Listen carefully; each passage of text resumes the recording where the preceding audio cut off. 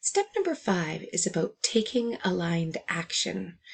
Now, what I mean by that is we can do all the talking and we can do all the recoding in the world, but if we don't actually take that action and make a change in our lives, it's truly not going to happen, is it? So by taking an action, that means, the next time you're in the realms of a stressor, you actually make a decision that is for the greater good.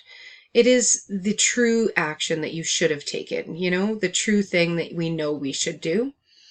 It can be as simple as just drinking enough water, maybe getting enough exercise, eating right, getting enough sleep.